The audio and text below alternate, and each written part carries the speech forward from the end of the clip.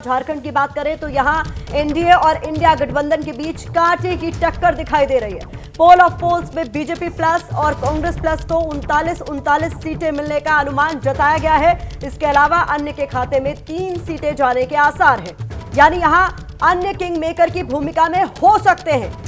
तो ये इस वक्त की बड़ी खबर आपके सामने। अगर झारखंड के पोल ऑफ पोल्स की बात करें तो यहां बिल्कुल नेक टू नेक फाइट नजर आ रही है। और देखिए यहां पर जो एजेंसीज का आंकड़ा है उसका एवरेज आपके सामने हम रख रहे हैं। क्या कहता है यहां का आंकड़ा, ये समझ लीजिए। झारखंड में विधानसभा की 81 सीटें हैं, जिसमें दिखाई दे रहा है माई एग्जिट पोल में बीजेपी प्लस 39, कांग्रेस प्लस 39 और अन्य के खाते में 3। यानी ये जो अन्य है यही बहुत हद तक डिसाइड करेंगे, अगर एग्जिट पोल्स जैसे ही एग्जैक्ट पोल्स के नतीजे नजर आते हैं तो, कि किसकी सरकार बनेगी। 39-39-3 ये आंकड़ा बेहद महत्वपूर्ण, बिल्कुल नेक टू नेक फाइट यहां पर नजर आ रही है। दिमाग इन आंकड़ों पर आपकी प्रतिक्रिया चाहूंगी।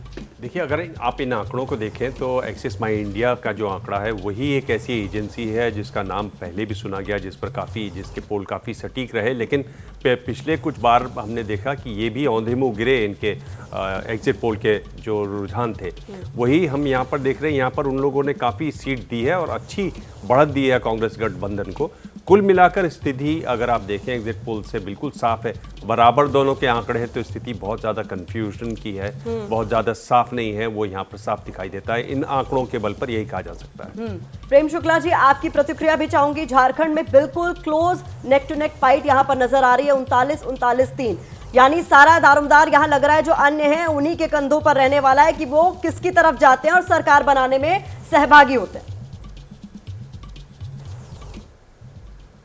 झारखंड में हमें पूरा विश्वास है कि भारतीय जनता पार्टी को 50 से अधिक सीटें अपने गठबंधन के साथियों के साथ मिलेंगी।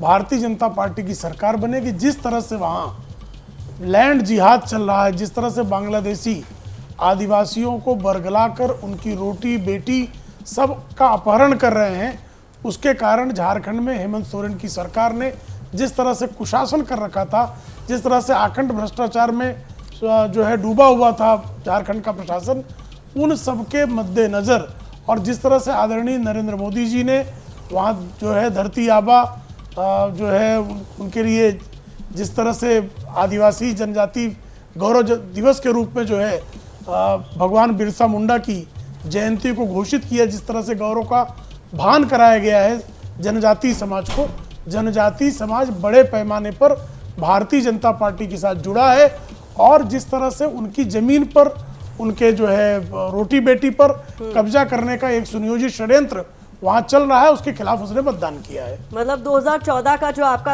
अब तक का सबसे अच्छा बेस्ट परफॉर्मेंस बीजेपी का रहा है, 37 सीटें मिली थी। आप कह रहे हैं इस बार 50 सीटें आप लोगों को मिलने वाली है और सरकार झारखंड में आप बनाने वाले हैं, मतलब इतिहास रच देंगे इस बार, इतना कॉन्फिडेंट है आपको?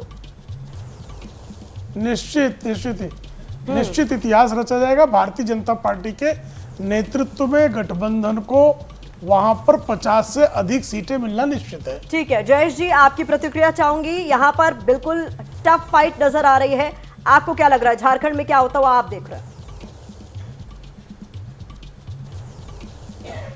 जी, झारखंड के मामले में कांग्रेस प्लस 55 से भी ज्यादा सीटों पर जो गठबंधन है इंडिया अलायंस, वो जाएगा, इससे कोई दो राय नहीं है। हमने देखा है पूरे देश में भी जो आदिवासियों को अब तक वनवासी कह के उन्हें वनों में सीमित रखना चाहते थे, आज आदिवासी कह रहे हैं। ये तो राहुल गांधी जी का सक्सेस मैं मानता हूं, क्योंकि उन्होंने बड़े ताकत से कहा है, आदिवासियों में ये ताकत दिलवाई है कि आप आदि पुरुष हो, यहाँ के आप आदिवासी हो। तो मुझे लगता है ये विचार वहां तक पहुंचेगा झारखंड में। और आप देखिएगा आने वाले 23 तारीख को झारखंड में 55 सीटों से ज्यादा इंडिया अलायंस की सरकार हासिल करके अपनी सरकार बनाएगी। सबसे अहम मुद्दा एक देखिए आप कि ये केवल झारखंड के आदिवासियों तक सीमित मुद्दा नहीं, आप देश भर में जितनी भी एट्रोसिटीज के मामले थे आदिवासी के मामले में, उसमें तो महाराष्ट्र की तरह भी झारखंड की अगर बात करें तो यहाँ पर भी अपनी अपनी जीत के दावे किए जा रहे हैं। होगा क्या, 23 नवंबर को पूरी पिक्चर क्लियर हो जाएगी और सबसे तेज नतीजे दर्शक देख पाएंगे एबीपी न्यूज पर।